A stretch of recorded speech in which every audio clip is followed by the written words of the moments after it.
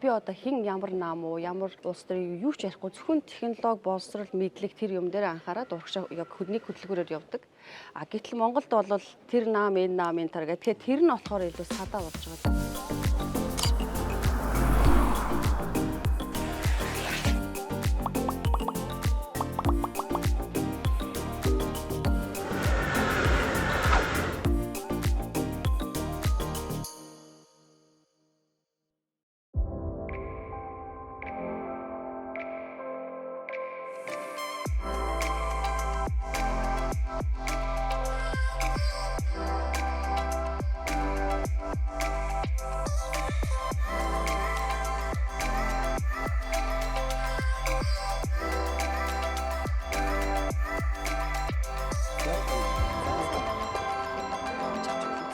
Тэг гадаа сууч болно гэсэн.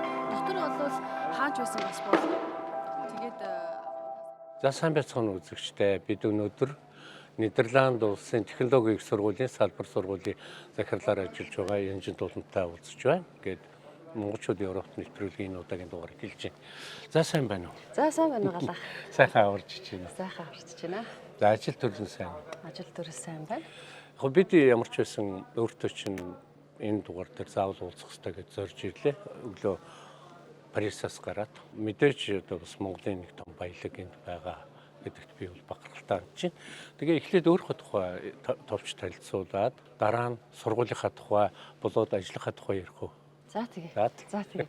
За би Нидерланд улсын Eindhoven гээд технологийн их сургуулийн програм хангамжийн инженерийн хөтөлбөрийн захирал хийдэг. Манай их сургууль 9 инженерчлэлийн доктор хөтөлбөртэй байдаг. Тэрний нэгнийх нь захирал нь байгаа. За одоо энэ ажлыг бол одоо 6.8 бараг 7 жил хийгээд удаж байна да. Өөрөө бас энэ хөтөлбөрт 2002 онд 2003-аас 2005 онд сурч төгссөн. Тэгэхээр Монголоос хэдэн онд ирсэн байх нь? Монголоос 2001 онд ирсэн. Тэгээд эдний хөтөлбөрт хамрагчжсэн гэсэн үг үү? 2001 онд би эхлээд Мастрихт хотод тэгэхээр энэс одоо Eindhoven-аас өмнөд хэсэгтээ байдаг Мастрихт гэдэг хотод бизнесийн удирдлагын магистр хийхээр ирж байсан. За. Тэгээд магистрийг хийчээд дараад нь буцаад Монголдо очиод Монгол улсын их сургуульд нэг одоо ажиллаж байгаа хэсэг ажиллаж байгаа. Тэгээ богино хугацаанд ажиллаж байгаа. Тэгээд 2003 оноос 5 он хүртэл энэ одоо өөрөө удирж байгаа хөтөлбөр сурж ирсэн. За. Тэгээд тэндээсээ л одоо шатлаа дахиад явсан биш. Тэгээд тэндээсээ төгсөөд шууд 2005 он төгсөөд төгслийн ажлаа Philips-ийн судалгааны лабораторид хийсэн. Тэгээд тэндээс ажиллах санал өгөөд шууд Philips-ийн судалгааны лабораторид нь судлаач гэдээ орж ирсэн.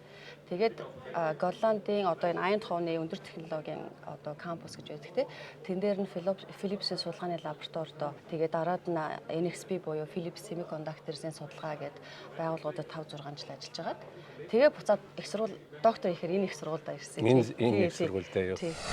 Монголчууд дэлхийд төслийг дэмжин ажиллагч дэлхийн брендийг дэлхийн жишгээр BTF Mongolia, үндэсний агаарын тээвэрлэгч Miat Mongolian Airlines, онлайн такси үйлчилгээ UBCab. Нидерланд улсад болохоор яг 3 том технологийн их сургууль байдаг. Delft их сургууль, Twente их сургууль, Eindhoven их сургууль гэдэг. Тэгээ манайх бол 1956 онд байгуулагдсан. Хамгийн анх байгуулагдах санаа нь болохоор дэлхийн 2 дугаар дайны үед 1944 он одоо яг 2 дугаар дайн дуусах төгсөж байхад тий Голландын засгийн газраас ер нь эдийн засгаа яаж бүгдээр дайны дараа сэргэх вэ гэдэг тий. Тэгээд тэн дээр ерөөсө техник технологийн хөгжил бидний одоо эдийн засгийн хөдөлгөөрүүд нь инженер юм байна гэд. Тийм учраас одоо энэ их сургуулийг үүсгэн байгуулъя гэд тухайн үед Philips-ийн одоо судалгааны эдэрт ажиллаж байсан том хүмүүсийг ураад профессор болгоод тэгээд тэдний энэ санаан дээр ажиллаж байгаа. Тэгээд Голландын одоо аж үйлдвэр нь Philips, Daftrax гэх мэтчлэн тий компаниуд нэлээд засгийн газартайгаа нэлээд энийг яг аль бие осор 1956 онд байгуулсан байт тий. Тэр энэ бол залуухан их сургуулиудын нэг. Тийм байна. Үндсэндээ бол дайны дараа Нидерланд сэргээн босгож хөгжөхдөө илүү инженерийн боловсрал дээр инженерийн ур чадвар дээр хөгжинэ гэж тооцоод энэ сургуулийг байгуулсан юм биш үү те? Тий. Тэгээд яг нөгөө гол таны түрүүний асуусан те чиглэл нь болохоор ерөөсөө инженерчлийн чиглэлээр бид нар яах юм бэ? Тэгэхээр манай их сургуулийн гол юу нь болохоор Technological University буюу технологийн их сургууль. Тэгээ гол салбарууд нь одоо жишээлбэл механикийн инженерчлэл, програм хангамжийн инженерчлэл те. Тэгээ дандаа инженерчлийн салбаруудыг барьж явдаг. Тийм одоо энэ чиглэлээр дагнасан их сургууль байгаа юм. Энэ олон улсын сургууль. Энэ бол ер нь гаднаас хэлсдүүд бол нэлээд өндөр түвшинд авдаг болтой юм байна тийм. Одоо сүүлийн үед яг одоо манай энэ их сургуулийн гол зорилго нь олон улсын болох тий. Тэгээд бүх хөтөлбөрүүдээ өмнө нь бол зөвхөн магистр, докторийн хөтөлбөрүүд англи хэл дээр байсан. Одоо бол бүх хөтөлбөрүүдээ бакалаврын хөтөлбөрүүдээ хүртэл англи хэл дээр болгосон. Тэгээд бакалаврын хөтөлбөр бол 3 жил англи хэл дээр. Ямар мэрэгчлүүдээр залуус элсэж сурах боломжтой. Дотроо ингээд нарийн мэрэгчлүүд нь тий. 9 хилцтэй байгаа. Тэгээ 9 хилцс дотроо болохоор одоо барилгын одоо салбарынхан байна. Built environment гэх барилгын салбарынх байна. Математик, компьютерийн шинжлэх ухааны гэх тэр нь болохоор манай энэ одоо байшинд байгаа. Тэгхэн байна. Одоо сургуулийг жуулс болно тий. Тэгээд механикийн инженер, цахилгааны инженер, chemical буюу одоо химийн инженер гэх юм уу тийм. Тэгээ бас biomedical engineer гэдэг bio одоо эрүүл мэндийн салбарын чиглэл ингээд дандаа ийм тусдаа салбарууд байгаа. Бас тэгээд industrial design гэдэг 9 төрлийн инженерчлийн голдуу ийм өөр салбаруудыг агуулсан техникчтэй. Сонирхолтой юм байна тий. Ерөнхийдөө дандаа технологи талдаа явж байгаа сургалтууд нь голдуу тийм юм. Одоо өөрөө болохоор аль хилтэс гэж яриад байна шүү дээ. Бид нар бол салбар сургууль гэж ойлгодог. Энд бол 9 хилтэс гэж ярьж байгааг нэгнийхэн захин.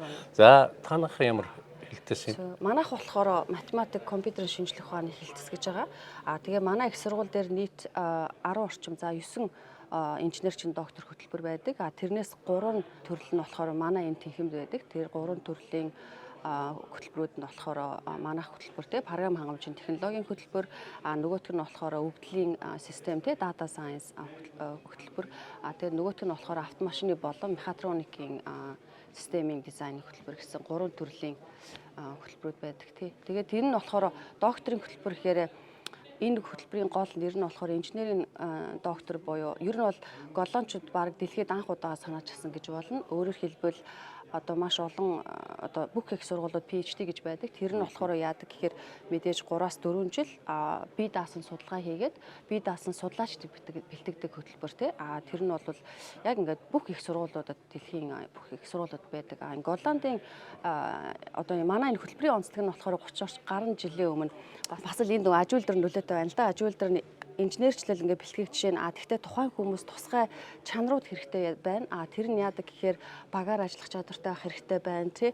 Тэгээ маш хүмүүстэй нээлттэй харьцах хэрэгтэй байна. Юмыг удирдах чадвар хэрэгтэй байна гэд тийм голлоо нөгөө зөөлөн чанаруудын тий. Чадваруудыг одоо суулгах хэрэгтэй. Техникийн салбараа чадруудаасаа техник технологийн мэдлэгээсээ гадна бас яг тийм зөөлөн чадрууд маш хэрэгтэй байна. Тэгэхээр тэн дээр нь та нар анхаарсан дизайнеруудыг бий болгооч гэд. Өөрөөр хэлбэл зөвхөн инженер хийгээд юм бүтээхээс гадна дизайн хийх чадвартай. Тэр нь болохоор дизайн хийхин тулд мэдээж багаар ажиллана, юмаа ингээд тайлбарлана, ойлгуулна, бүх юмнууд нарийн аргууд хэрэгтэй. Тэгэхээр тэрийг заах хөтөлбөр хэрэгтэйгээд бас 30 гаруй жилийн өмнө одоо Голландын засгийн газартаа тайлбарлаж байгаа. Тэгэд манай хөтөлбөр одоо анхны 2 дахь хөтөлбөр нь болж төрсэн байдаг. Тэгээд маш их цацхан одоо юуны аж үйлдвэр нь бас нэлээд олон саяг хөрөнгө оруулад тий. Тэгээд манайх болохоор нөгөө докторийн 4 жилийн хөтөлбөртэйгээ харьцуулахад 2 жилийн хөтөлбөр. Энэ 2 жилийн хугацаанд цалинтай. Өөрөөр хэлбэл яг одоо PhD манай их сургууль PhD-нүүд элсгэд их сургуулийн ажилт ингээд цалин аваа явдаг. Тэрнтэй адилхан манайх инженерчлэн доктор гээд 2 жил бас цалин аваад явна. Тэгээд манай хөтөлбөрийн хувьд болохоор эхний 14 сар тусгай сургалтанд суун, workshop хийн тий. Тэгээд жижигхэн багийн төслүүдээр ажиллана. Гэхдээ яг жинхэнэ төслүүдээр ажиллана. Яг компаниудаас өгж байгаа жинхэнэ төслүүдээр. Гэхдээ голдуу маш нууц төслүүд. Ягаад тэгэхээр тухайн компани яг ирээдүйн бүтээгдэхүүнтэй холбоотой зүйлүүдэд эсвэл хийх гэж байгаа технологитой холбоотой. Тэгэхээр маш нууц тийм хаалттай байдаг. Тэгээд тэр төслүүдээр 14 сар багаар нь бэлдээд тэгээд нөгөө нэхэж байгаа хэрэгтэй байгаа тэр зөөлөн чанаруудаас гадна тий өөр бас чухал чадруудыг технологийн чадруудыг бас зааж өгөөд тэгээд 10 сар компанид бид нэр илгээгээд тэгээд сүүлийн төслийн ажил манай оюутнууд 10 сар хийгээд тэгээд төгсчдөг. We encourage the right attitude. Prioritize safety. Манайхаар дуртай үйлчлүүлээ. Provide the warmest services. Promise the utmost comfort. Beyond Mongolian Airlines.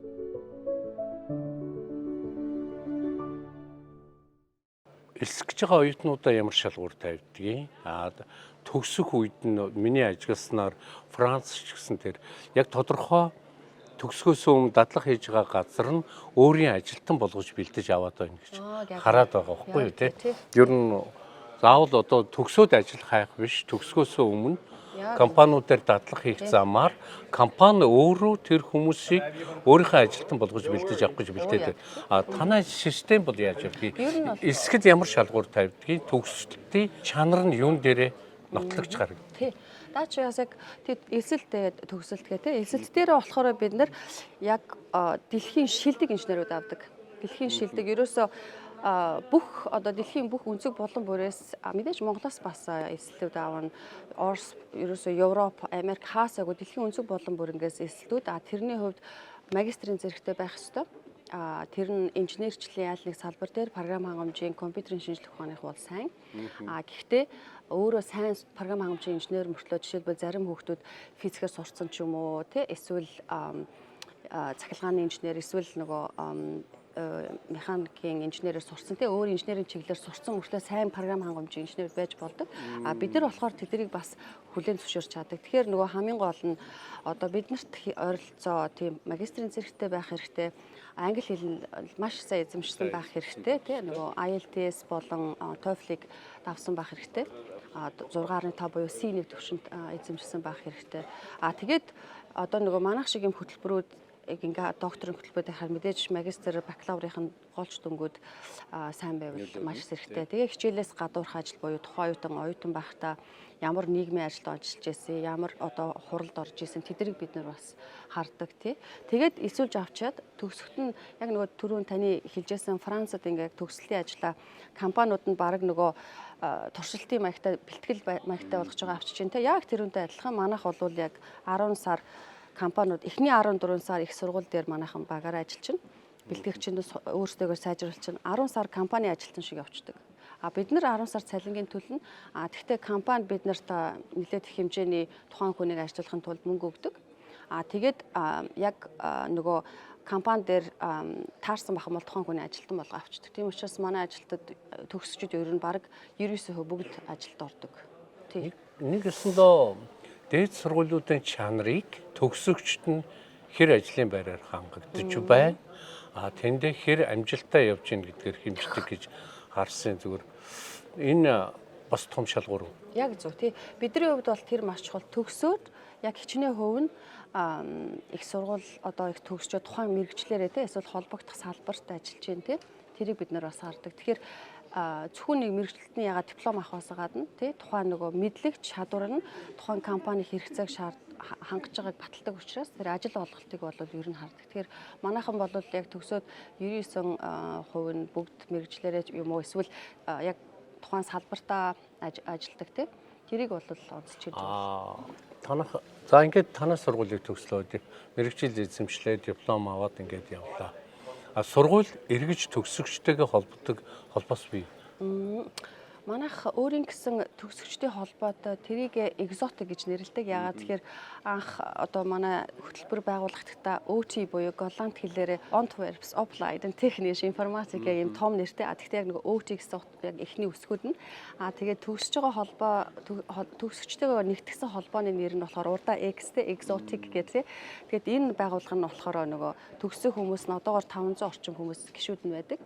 Тэгээд энэ нь бол дандаа яг дөнгөж төгссөн хүмүүс болон одоо 30 жилийн өмнө төгссөн, 20 жилийн өмнө төгссөн хүн бүгдээрээ ингээд холбоотой. Тэгээд жилдээ дор хаяж одоо 3-4 жим үйл ажиллагаа зохион байгуулдаг.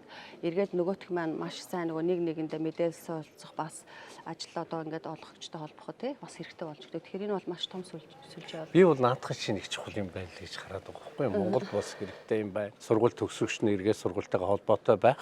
Ямар төвшөнд ямар амжилт гаргаж байгаа нь буцаад сургуультай програм хөтөлбөрөө сайжруулахад бас нэмэр болох тийм хэмжээнд явдаг юм байна л гэж ойлгоод байгаа. Сайхан мэдээ байна. Өөрөөр хэлбэл Монгол бүсгүй энэ том их сургуулийн нэг салбар сургуулийн захирлаар ажиллаж байгаа гэдэг чинь тэгээд танай сургуулийг харах юм бол үнэхээр энэ дэлхийн хэмжээнд одоо бас технологийн чиглэлээр илүү мэрэгчсэн сургууль юм байна те. За юу чадвар.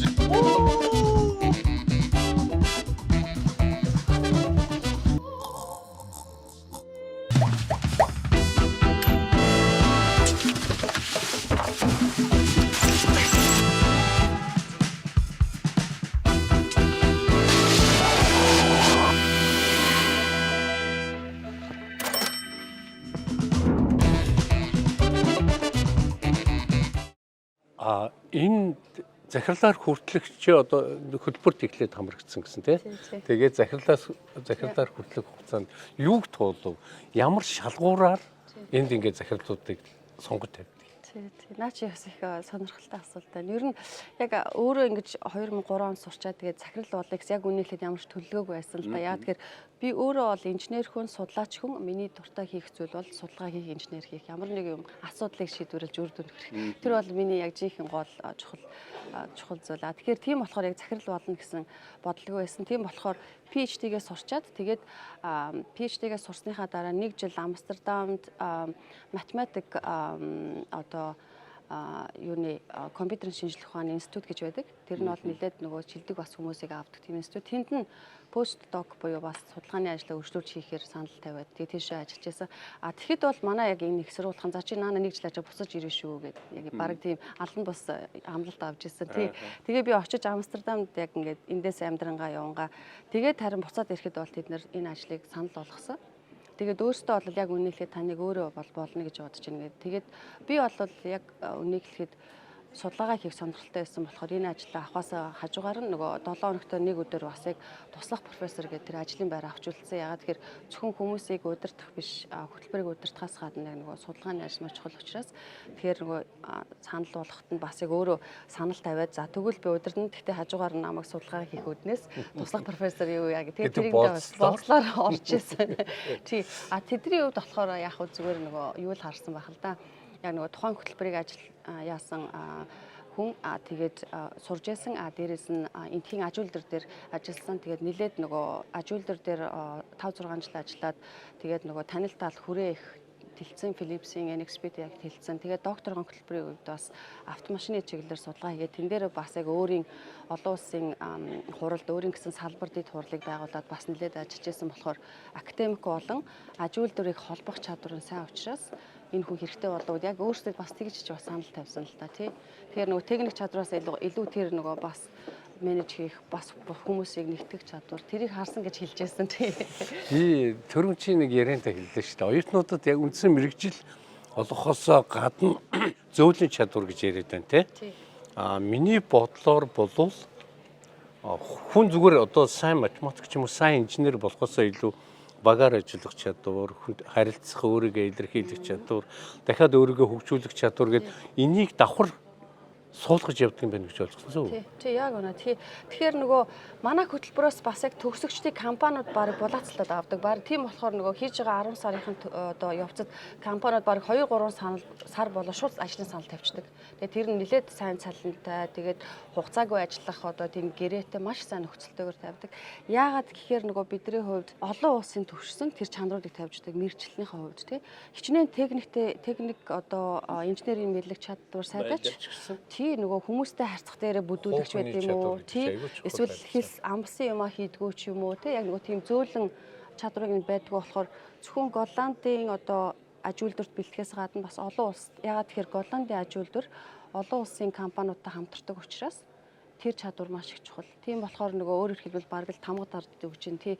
Тэгэхээр нөгөө гаднаас маш өндөр биднээс илүү одоо мундаг олон жилийн одоо манай оюутнуудаас илүү мундаг хүмүүс авахд Голланд хүмүүс өөрсдөө тэрийг зааж өгөх хэрэгтэй байдаг. Голланд одоо соёл, Голланд ажлын арга барил тий ажлын байрандаа тэр маш их үнэтэй бас амаргүй тий. Тэрийг бид нэр богино хугацаанд заачдаг болохоор их дуртай. Тэгэхээр тэр нь одоо маш сайн бэлэн мэрэгжилтэн авах сонирхолтой нийцэж гин гэсэн үг тийм.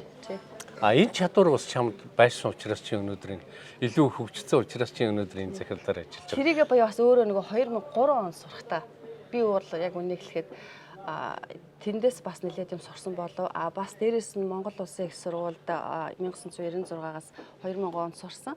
Тэнд болвол яг сурахтаа нэлээд олон бас чанараа сурсан гэж боддог. Ягаад тэгэхээр тэнд болвол мэдээж одоо инженероос болохоос гадна хэдийгээр програм хангамжийн салбарын 4-т төгсөгч байсан ч гэсэн бас маш олон одоо багаар ажиллах тий бие даах өөрийгөө ингэж шахаж бас сурах. Ер нь бас нэлээд олон тийм олон улс хэрэгтэй чадруудыг Монгол Улсын их сургуулиас бас авсан байдаг. Хэдэн онд Монгол Улсын их сургуульд хэлсэн гинэ? 96 онд. Ямар сургуульд ямар мэргэжлэр? Монгол Улсын их сургуульд тэр үед математик компьютерийн сургууль гэж байсан. Тэр ангид одоо програм хангамжийн манайх баг 4-т байх чи төгсөгчд нь одоо болж орж исэн тий. Тэгэхээр тэнд сурж байхдаа чи өөрийнхөө одооны цаашаа дэвших тэр суурийг бий болгосон гэсэн үг. Бий болгосон гэсэн үг тий. Тэр Монгол Улсын их сургуульд байж хастаа хүртэл тэгээд дээрэс нь одоо яг одоо хүүхэд нас руугаа орлоо гэхэд одоо Монголд одоо жишээлбэл би чинь Говьалтай хөдөөний хүүхэд Говьалтай аймгийн хүүхэд. Говьалтай аймгийн аль сум юм? Говьалтай аймгийн би тайшир сум төрсөн. Гэхдээ би Говьалтай аймгийн тэр үед бол Алтай хот сүүлд бол 9 булаг сум гэж нэрлэгдсэн тий. Алтай хот төрж өссөн хүүхэд. Тэгээд яг Алтай хотод төрж өсөж байхдаа манайх нөгөө юуны математик физикийн гүнзгийрсэн сургуультай 5 дугаар сургууль гэж байсан. Алтай хотын сургууль биш 5 дугаар сургууль. 5 дугаар сургууль тий. Тийшээгээ бас яг ингээд нөгөө 1-р сургуульд байж байгаа 5 дугаар сургууль руу бас яг тийм гүнзгийрсэн сургуультай ороход бас маш их юм бас сурсан тий. Яагаад тэгэхээр гүнзгийрсэн сургуультанд орохоор би дааж сурна, сууж сурна тий. Ер нь нэлээд их юмнуудыг бий болгож авдаг юм байна лээ. Тэгэхээр яг нөгөө энд одоо өдий зэрэгт явж байгаа олон улсын юм маань 2003 оноос энэ их сургуульдаа сурсан хөтөлбөрөөсөө гадна би бүр бас багаасаа за тэгээд явах юм бол нөгөө мэдээж ээж аавын хүмүүжлгээд цэцэрлэг яаслаг бор явчих байх чи. Тэгэхээр Монголд бол ямар ч байсан дэлхийн чанарыг хүмүүс бэлддэг тий. Тэгтээ дээрээс нь ингээд хэрэгтэй яг жижиг соёлын зүйлүүдийг бол энэ хөтөлбөрөөс бас ингээд сурчиж байгаа юм тий.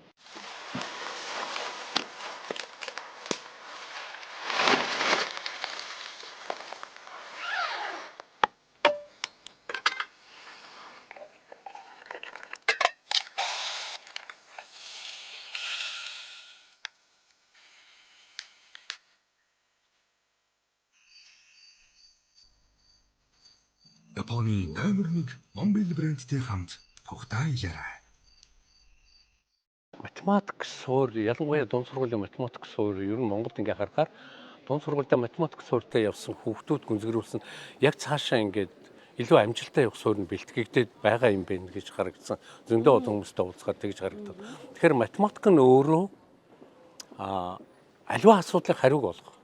Дээр нь логик сэтгэлгээ сурахад манай Монголын хувьд их давуу юм та нарт өгсөн байна гэж харагдав тийм үү? Яг үнэ. Тэгэхээр манай бол босрал одоо математик тийм математик физик ер нь бол олон улсад ч гэсэн манай Монгол улсын маань багш нар математик физикийн багш нар бол нэлээд оюутнууд тийм бүгд сурагчид ер нь аягүй сайн үнэлгээтэй явдаг. Тэгээ яг нөгөө тухайн улсын хүн ам болон тэгээ нэгтлээс нь харах юм бол бид нар дэлхийд нэлээд тэргүүлж яадаг. Тэгэхээр гүнзгийр үүсэн сургалтад юу болвол яг нөгөө тухайн хүүхдэд явж явах хэрэгтэй тий. Тэгэхээр яг нөгөө өөрийг тань хэлж байгаа нөгөө логик сэтгэлгээ тий. Тэгээд бас бүтээлч сэтгэлгээ ягаад тэр нэг асуудлыг зөвхөн нэгээр биш маш олон гоё аргаар бодож олно тий. Бүтээлч сэтгэлгээ тэгээд тэр бүх сүрээ нөгөө багаас нь залаад өгчөөр ирээдүйд нөгөөх нь зүгээр яг хаа бусад юмнуудаа мэрэгчлүүдийн ол зүгээр сураал яг тэр суурин сайн юм чинь тий цаашгээ амархан байдаг. Яг энэ санаатай чинь бол санал нэг байна. Нэг зүйл асууя. Зүгээр би өөрөө хүүхнийхээ хувьд бас манай Монголын ихтэй сургуулиудын ерөнхий хөтөлбөр нь бас гадаадын ихтэй сургуулиудтай харьцуулах юм бол арай жоохон доогуур түвшинд явдаг юм байна гэж харсан. Гэхдээ Монгол улсын их сургуулиуд нь арай өндөр түвшинд явдаг юм байна гэж харсан. Тэгэхээр Монгол улсын их сургууль өнөөдөр гадаадын ихтэй сургуулийн хооронд ер нь яхан адил төстэй буюу ялгаатай зүйлүүд нь юу вэ? За тий. Би бол МУИС-т 2002 онд очоод хагас жил багшилж байсан. Хэдийгээр одоо тэнд багшлаа гэж байсан бас МУИС-ийн багш нартай бас шүтээсийн багш нартай ч холбоотой байдаг л да. Профессор тий. МУИС-ийн шүтээсийн багш нар бид нар нөгөө хамт олон улсын хурал нэлээд олон жил зохион байгуулдаг тий. Эрдэм шинжилгээний тэгээ ер нь байнга холбоотой нөгөө нэгэндээ уулзаад иймэрхэн болж ийн гэд шүтээс МУИС-ийн багш нар маань бүгд холбоотой байдаг. Тэгээд ер нь бол яг нийтлэг бидний одоо яг зүйл гэх юм бол яг нэг хэлэхэд их сургуулийн ажиллаа гэхэд мэдээж аж үйлдвэртэй харьцуулахад арай бага цалин авна. Монголд бас ялгаагүй тий их сургуульд ажил. Тэгэхээр яг нөх хүнд мэдлэг олгоё гэсэн тийм идеалист хүмүүс байдаг. Тийм нийтлэг чанартай тийм хүмүүс байдаг анзаарэгддэг. Тэгээ мэдүү мэдлэгтэй гэсэн. Яг зүгээр нөгөө өөр ялгааг ингээд харах юм бол төрийн одоо дэмжлэг гэхдээ тэр нь зөвхөн богино хугацааны биш урт хугацааны мөн дэмжлэгээс гадна бас заримдаа яг хэрэгтэй үед нь ороод хэрэггүй юм хайдаг тийм чанар хэрэгтэй тий. Жишээлбэл бид одоо манай их сургуулийн ректор, дэд бүтцтэй бид нар өөрсдөө сонгоод бид нар түүнээс дэш ямар нэг улс төрийн томилгоо гэж бол байхгүй гэж явчихна. Гэтэл яг Монголд одоо их сургуульд хүртэл заримдаа яг ингээд томилгоо нэг сонин санагдаа явчихсан. Улс төрийн талдаа яваад байна.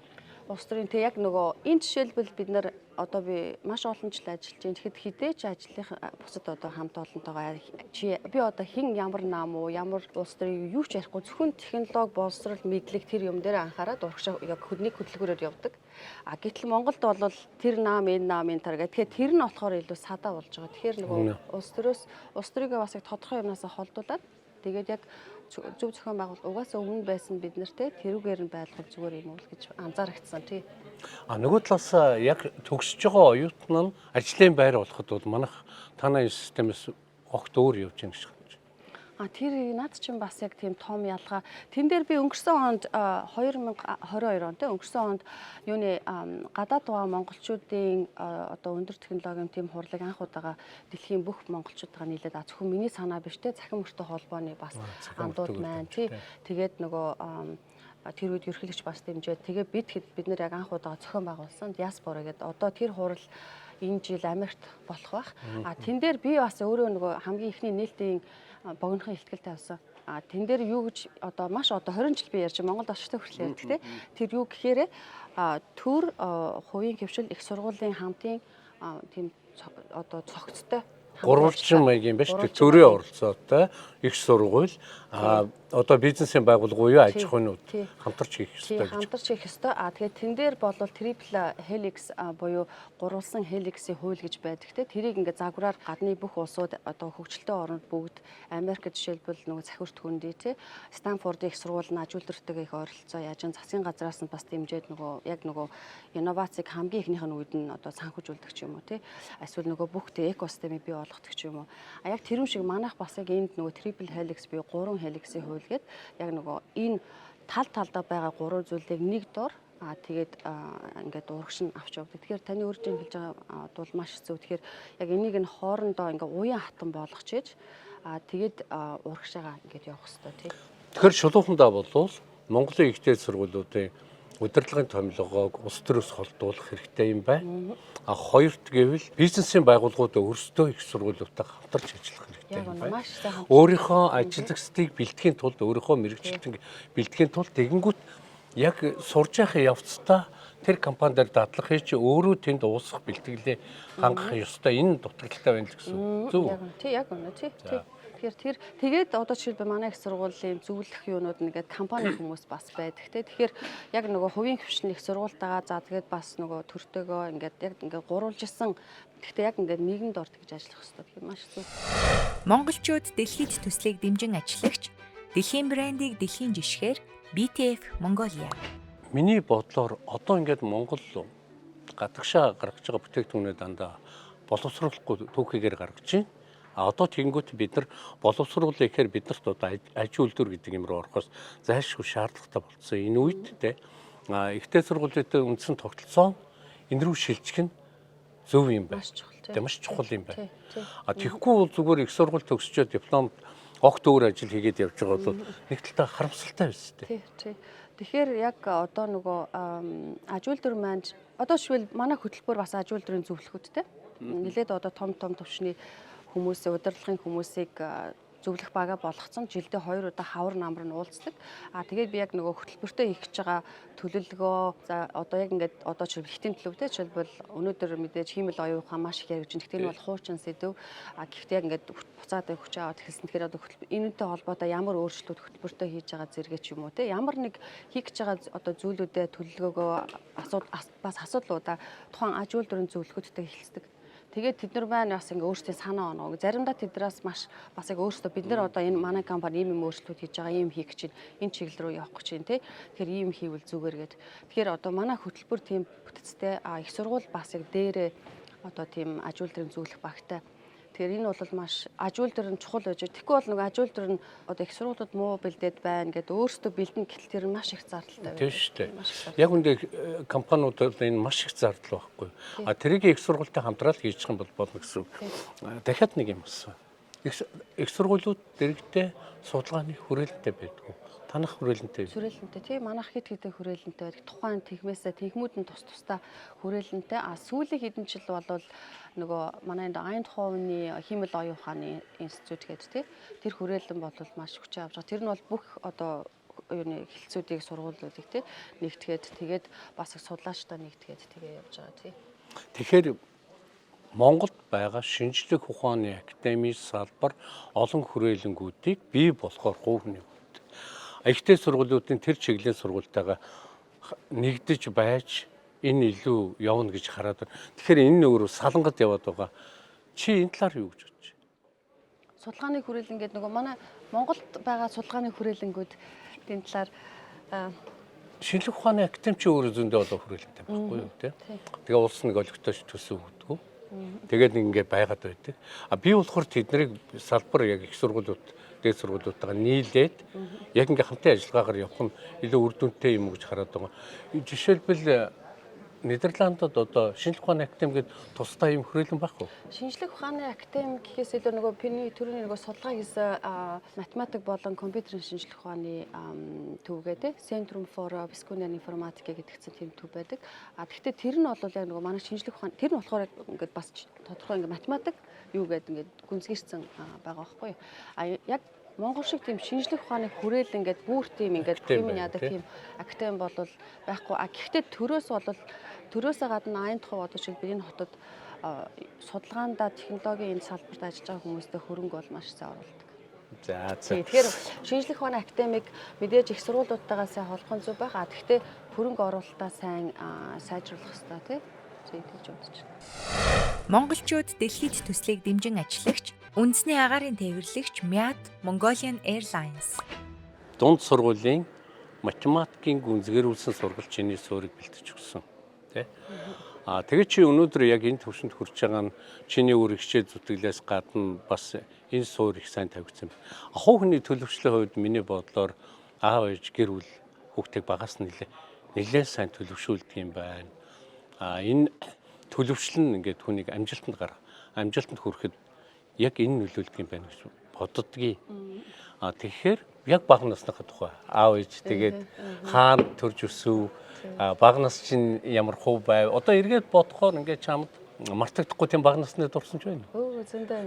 Тэрнээсээ яг үү. Баахан дурсамжууд тулгаад эргэлдэж байна. Би түрүү хэлснээр Тайшир сумд төрсөн. Тэгээд Говьалтай аймгийн Тайшир сумд төрсөн. Тэгээд намайг төрсний дараахан шууд Говьалтай төв Алтай хот руу тэр үед нүгэд ирсэн гэдэг. Алтай ховд шууд аймгийн төвд хүүхэд насаа өнгөрөөсөн. Тий 17 нас хүртэл өнгөрөөсөн.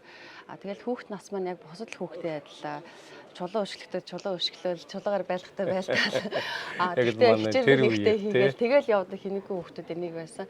Гэхдээ яг сүүл нөгөө хэд хэдэн багш нар хүмүүс нэлээд юуны өсвөрийн зохион бүтгчийн дунд сургууль гэж анх байгуулж ирсэн намайг 12 таа.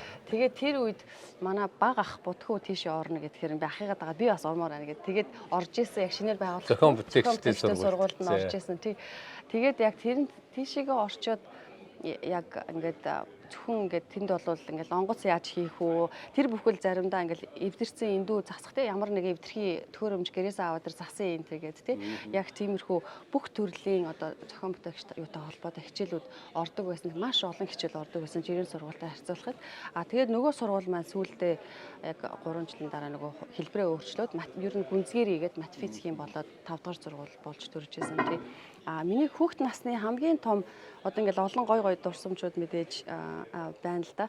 Гэхдээ яг маш том юу гэсэн зүйл нь бол манай ингээл ээж автайгаа хамт одоо уул усаар зугаалах тий манайх 5 хүүхэдтэй 7 Өө тийм үү? 5 хүүхэдтэй тийм олон өнөр бүл айл. Гэхдээ тухайн үед бол 5 6 хүүхэд бол дундаж хүүхдийн тоо байсан шүү дээ Тийм дундаж байсан айлууд. Тий ээж автагаа тэгэж яг нэг уул усаар явахт тэгээд аав маань их ном уншдаг хүн байсан. Тэгтээ нам бус маань нам гişүн байгаагүй маш их ном уншдаг байсан. Тийм болохоор нөгөө маш их ном уншин тэгээд дээрээс нь нөгөө Монголын нөгөө нэвтрхий тойлыг авчирч цувралаар нь авчирч өгөөд олон төрлийн ном өгдөгтэй тэрийг уншаал маш их гоё зүйлүүд бодож байлаа. Хамгийн гоё мартагддаггүй одоо дурсамж гэх юм бол нэг удаа ингээд би монгол хэлний хичээлд дургүй байсан л да. Нэг хэлээд тэгээд даалгавраач баг хийнэ гэж ингээд ер нь халтуурдаг. Тэгсэн чинь нэг удаа багш маань ирээдүйг гэсэн сэдв өгсөн.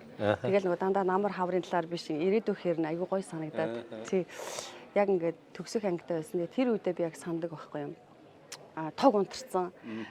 Лаа тавьцсан ширээ нэг ирэл тэр юугаар бичижсэн л да. Тэгэл тэр үед чинь 96 95 онд бичижсэн. Тэр нь болохоор ирээдүйд манай Монгол улс одоо өөр гаргийг нээх болно те. Тэр нь 2000 онд нээх болно энэ төр гэж те. Өөдрөг төсөөлд. Маш одоо 2020 онд тий маш ингээд өөдрөгөөр бид нар ингээд ер нь маш том ингээд технологийн үн дээр дэлхийг ингээд дайчилж яваа энэ төр гэж тэрийг ингээд бичижсэн. Тэр маань бол яг чихнээс миний мөрөдчихсэн зүйл. Тэгээ өнөөдөр мөрөдөл чинь бас билээд явж л байна шүү дээ тий. Монголчууд дэлхийд төслийг дэмжин ажиллагч онлайн такси үйлчилгээ UBCab. Мөрөдлөг гэснээс ер нь ирээдүйн зорилго чинь юу цаашаа чи залуу хүн байна. Одоо өнөөдөр карьер чинь бас нэлээд боломжийн түвшинд ирлээ. Одоо чи цааших ирээдүйн чинь зорилго юу вэ? Ер нь бол яг нөгөө хүүхэд насны маа тэр мөрөөдөл бас намайг яг үнэхээр байнга байдаг. Ягаад тэгэхээр сансар огторгын чиглэл одоо энд бол маш том юм хийх юмсан. За зөвхөн сансар огторгооч гэлтгөө те яг гол миний нээлттэй нэг мөрөөдөл бол компьютер шинжлэх ухаандаа нэлээд том импакттай одоо нээлт бүтээл хийх юмсан гэж боддог. Энэ дээр бол мэдээж янз бүрийн төслүүд Европын, Голландын одоо засгийн газраас авсан төслүүд дээр ажиллаж байгаа. Тэгээд дээрэс нь бол Монгол судлаачдтайгаа нийлээд олон улсын түвшинд хүрсэн тий ялангуяа одоо нөгөө хөдөөний нүүдэлчдийн соёл иргэншлээ харуулсан бас сурталчилсан импакт өндөр юм хийх юмсан гэж боддог. Тэр нь яг үнэхээр нөгөө бас нөгөө коронагийн үеэр те цар тахлын үеэр бид нэр гэртээ суугаад ингээд маш ингээд байж байхдаа бас яг гинтл бас яг бид нар зөвхөн ингээд хүмүүс өөрсдөө л бодоод байдаг. Гэтэл яг амьтдыг боддгоо бусдаа амьтдыг боддгоо юм байна. Тэгэхээр тэднэрт зориулсан. Тийм тэгэхээр яг бидний одоо ингээд бид нар хөгжил ихээр дандаа өндөр байшин гоё машин энэ төр гэдэг материалыг талаас нь хардаг. Гэтэл яг Монголд бол биднэрт дэлхийд байхгүй одоо нүүдлийн соёл иргэншил байна. Тэрийг яг үнэхээр барууныхан ч хөндлөж биширч хайрладаг. Үнэхээр хайрладаг. Монгол хүн гэхээр шууд л хайрлал ямар гоё юм бэ? Байгальтайгаа ойрхон зөгцөж амьдардаг тийм. Мал амтандаа ойр байдаг тийм. Тэгэхээр би бол энэ тал дээр яг ер нь бол нэлээд импакттай судалгаа хийх юмсан гэж мөрөөдөгсөн. Цар тахлаас өмнө бол мэдээж окторгоо юу энэ төр гэдэг тийм. Нэлээд технологи талаас байсан болоо сая цар тахлын үеэр бол бас яг байгаль дэлхийдээ тэгээд бусад амьтдтай ээлтэй юм хийгээд тэгсэн тэгэл юм бодогдож байгаа бас төлөвлөсөн юмуд байгаа тийм. Тэн дээр бол мэдээж Монгол ах уу Монгол судлаачдтайгаа хамтарч тийм зорилго байгаа. Бид нар өөрсдөө тэнд байгаа мөртлөө анзаарахгүй байгаа зүйл нь бид нар өнөөдөр ингээ хоцрогдсон юм шиг ингэж өөрсдөө дүгнж байгаа ч гэсэн хамгийн амар амгалан байгальтаа ойр мал амттай хайрладаг тэндээ зөгцөж амьдардаг энэ нүүдэлж явдаг нэг газараа биш энэ ах уу өнөөдөр одоо дэлхийн магадгүй тодорхой хугацаанд баячуудын мөрөөдлийн тэр имийг биднэрт байгаа мөртлөө бид нар тэрийг анзаардгүй юм байна гэж боддог. Тэгсэн мөртлөө ягаад нөгөө хөгжлийн алдааны араас яваад байгаа юм гэдэг л бид нар яг нөгөө юу далаалам нэг удаа энд ирчээд нэг удаа би далааламтай ингээд тальд уулзч яасан л да. Тэгтээ дараад ингээд 30-40 мянган хүнд лекц уншиж ирсэн. Тэгэхэд тэр хүн хэлжсэн байхгүй юу? Төвдөд биднэрт эрх чөлөө байхгүй. Та нарт эрх чөлөө байгаа гэхдээ цаг байхгүй. Аюу их юм бодолж байгаа байхгүй юу? Тэгэхээр хөгжил энэ юмных өнөөдрийн байшин дараад нь том болгон дандаа ингээм материал юм дээр яваад байдаг. Тэгэхээр өөрийн чи хийснээр одоо ингээд нас явахын бас хэрэгтэй би ч бас яг ингээд залуу хүн ингээд маш ингээд дандаа барууны юм ингээд яадаг те. Гэтэл одоо яг нас явахын хэрэгч гэдэг юм үү те. Ер нь бол биднэрт угаасаа байгаа юм чинь баг ирээдүйн одоо хүн төрөлхтний загвар юм байна. Магадгүй те. Байж магадгүй. Яг гэхдээ одоо олон найзууд маань бас гадагшаа явна те Монгол руу очино. Монголд очиод эрэхтэй тэд нэр хизээш надад хотын талаар ярьдгүй. Хөдөөл? Энэ даа хөдөөл ямар гоё байсан хөдөөний хүмүүс ямар гоё цайлган цагаахан тийм агуу хүмүүс байсан. Өөрсдөөс нь ямар ондоо ямар тийм энгийн агуу хүмүүс байсан. Өөр нь тэр нь бол тэдэрг бол яг нээлттэй агуу гэдгээр утгаас нь ярьж байгаа байхгүй юу. Тэгэхээр би бол бид нар одоо яг аль хэзээний баян тий агуу газар нутгтай дотроо юм гоё өв соёлтой. Тэр нь өвлж ирсэн юм орчин үе болгоход яг тэр талаас нь баруун л ойлгох тийм хийх юм байна. Гэхдээ яг технологи оруулж ирнэ. Нэг тиймэрхүү концепт юм явж байгаа. Тэгэхээр тэрийг төсөл болгоод мэдээж би бичих хэрэгтэй. Яг тэгэхээр янз бүрийн санаа төрчөө тэрийгээ би хүмүүстэй одоо бол галдуу барууны судлаачтайгаа нийлээд жишээлбэл өмнө 5 сая ч юм 12 сая евроны ч юм уу те ингээд том төсөд авчдаг. Тэрийг ингээд хэрэгжүүлээд одоо ингээд амжилттай дуусгаж байгаа те ажлынхаа хажуугаар. Тэгэхдээ одоо дараагийн юм байна бол энэ тал дээр концепт явуулаад гэхдээ энэтэй холбоотой хүмүүсээ мэдээж бага бүрдүүлэх хэрэгтэй. Тэр Монголоос хэрвээ эдэл дээр хийхсэн юм бол холбогдоорой. Монголчууд дэлхийд төслийг дэмжин ажиллагч дэлхийн брендийг дэлхийн жишгээр BTF Mongolia. Үндэсний агаарын тээвэрлэгч MIAT Mongolian Airlines. Онлайн такси үйлчилгээ UBCab. Одоогийн байдлаар бол их сургуулиуд шүтээстэй энэ холбоотой явж байгаа юм байна шүү дээ тий. Тэгэхээр чи өөрөө энэ юун дээр мэрэгжил дээр байж байгааг энэ ажил дээр байж байгааг чи өөрийнхөө хувь нэрийг Монголын хөгжилд оруулж байгаа гэж ойлгохоор юм байна тий. Тий. Нөгөө хүмүүс голдон Монголоос ярьдаг л да. Гадаад байгаа монгол хүмүүс гээд тий. Гэтэл миний өнцгөөс бол бид нар бол Монголоо орхиогүй, Монголоос яваагүй. Тий. Бид ч орхихгүй шүү дээ. Тэгэхээр өөрөө биеэрээ байгаа ч гэсэн одоо Монголоо орхиогүй. Гадаад байгаа биеэрээ боловч Монгол зүгээр л Монголд байгаа гадаадын одоо туршлага хурааж байгаа хүмүүс байгаа байхгүй юу тий. Тэр талаас нь онцлж байгаас хэлмээр. Юу цахим мөртөө бол гадаад монголчуудыг нэгтгэх талаас аль болох Монголын хөгжил рүү чиглүүлэх талаас бас нэлээд идэвхтэй ажиллаж байгаа. Чи цахим мөртөө холбоотой хамтарч ажиллаж байгаа юм байна шүү дээ тий. Цахим мөртөө холбооны өнгөрсөн жил одоо бас нэг өдөрт зөвлөлт нь 2010 15 нэлээд олон жилийн өмнөөс 10 гаруй жилийн өмнөөс бас гишүүн нь өнгөрсөн жилээс өдөрт зөвлөгөө тэгээ бид хэд нийлж байгаа тэр нөгөө гадаад диаспора буюу гадаад байгаа монголчуудын одоо тэгээ тэр бас гол санаа нь мэдээж ингээл төр одоо хувийн хөвшил эдрийг бий болох. Тэр миний нөгөө бас яг хамтарсан тэр хэлсэн нь болохоор хувийн хөвшил төвийг одоо төрийг ойртуулах гэдэг тэр тал дээр яажсан тий. Тэгэхээр одоо цахим мөртөө холбоонд бол гадаад байгаа 100 гаруй монголчууд байдаг. Тэргүүр Цэрэнбат гэдэг англи мэдж байгаа тий. Хүн болгон гадаад байгаа хүмүүсийн таньдаг тий. Уулзаж ярилцсанд маш их баярлалаа. Тэгээд миний хүүхний явж гисэн маш их бахархалтай байна. Та нар болвол гадаадын улс орнуудад өөрийнхөө зардлаар өөрсдийгөө дэлхийн хэмжээнд өсгөж байгаа Монголын баялаг. Бага насндаа мөрөөдсөн тэр мөрөөдөл чинь цаашаа ингээ үргэлжлэх болтугай. Сая маш гоё санаа хэллээ тий. Ялангуяа бид нар хандлага өөрчлөлт харах юм бол өнөөдөр монголчууд бараг девачингийн оронд ажиллаж хүмүүс тий. Тэрийг ойлгохгүй яваад. Тэгэхээр энийг ойлгохын тулд бас олон зүйлийг хамтдаа хийх байх гэж бодож чинь. Тэгээд маш их баярлалаа. Цаашдаа чинь ажил амьдралд амжилт хүсье. Бас илүү олон монголчуудыг одоо илүү хандлага өөрчилж хөгжигдөн бүгдээрээ хамтдаа туслах байх гэж найдаж. Тэгээд баярлалаа. За баярлалаа. Баярлалаа.